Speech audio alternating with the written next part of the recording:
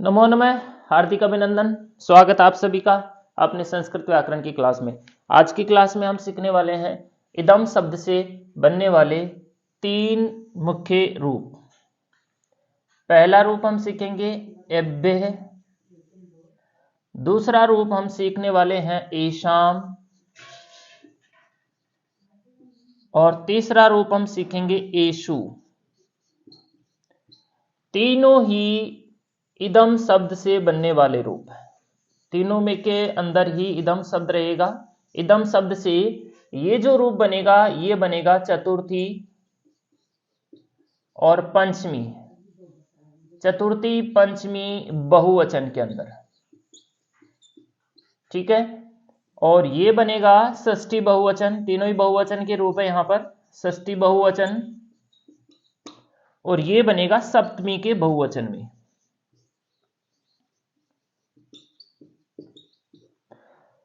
Abbey चतुर्थी पंचमी द्विवचन बहुवचन, एसाम षष्ठी बहुवचन और एसु सप्तमी का बहुवचन रूप। तीनों बार यहां पर जो शब्द रूप यहां पे रहने वाला है, इदम शब्द होने के बाद में चतुर्थी पंचमी बहुवचन में यहां पर भ्याम प्रत्यय व्यस प्रत्यय होगा। इदम प्लस व्यस, यहां पर इदम शब्द रहेगा और यहां में षष्ठी के बहुवचन के अंदर आम प्रत्यय होगा। यहां पर इदम शब्द रहेगा और सप्तमी के बहुवचन में सुप प्रत्यय होगा, जिसका सु शेष रहेगा, पै की इत संज्ञा हो जाएगी। ये स्थिति यहां पर सभी में इस प्रकार रहेगी। अब यहां पर तेदादि नाम है सूत्र आएगा सभी के अंदर। तीनों सिद्धियों में यहां पर तेदादि नाम सूत्र आएगा। यह सूत्र मैं को ए आदेश करेगा। इदम शब्द के मैं को ये ए कर देगा। जैसे ही ए करेगा यहां पर स्थिति कुछ ऐसे होगी, इद भ्यस। यहां पर स्थिति होगी इद, ए भी रहेगा यहां पर, ए इद ए आम। यहां पर स्थिति होगी इद ए और सु, ठीक है। सुप का केवल सु, पै की इत संज्ञा होगी और यहां पर सु शेष रहा। अब ये स्थिति यहां पर होने के बाद में अब अपने यहां पर सूत्र आएगा अतो गुणे।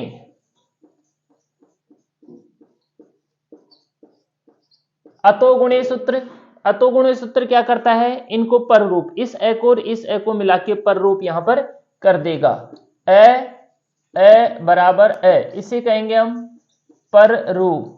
इस तरह से ये पर रूप कर देगा, बाद वाला रूप कर देगा यहां पर। तो अब यहां पर स्थिति कुछ ऐसी होगी, इद भ्यस, यहां पर भी इद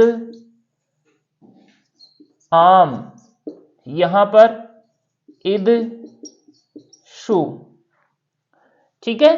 ऐसी स्थिति होने के बाद में यहां पर आगे सूत्र आएगा अपने हली लोपह। हली लोपह सूत्र आएगा। हली लोपह सूत्र क्या करता है, इन सभी में जैसे कि यहां पर और यहां पर ये भी हलंत है, ये भी हलंत है। यहां पर क्या होगा, अभी अपने को इसके बीच में एक और सूत्र यहां पर लगाना होगा और वो होगा सर्वनाम्न है शुट।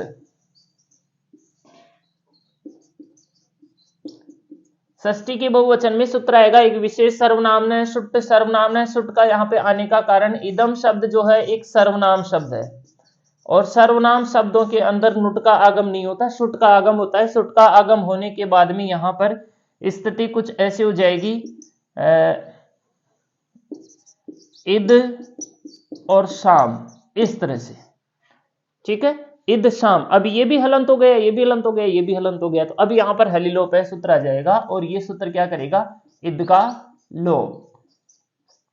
जैसे ही इद का लोप होगा यहां पे बनेगी अभ्यस, यहां पे बनेगी अ शाम और यहां पे बनेगी अ शु, ठीक है। इद का लोप होने के बाद में यहां पर अ शेष रहता है, तो अभ्यस, अशाम और अशु, ठीक है।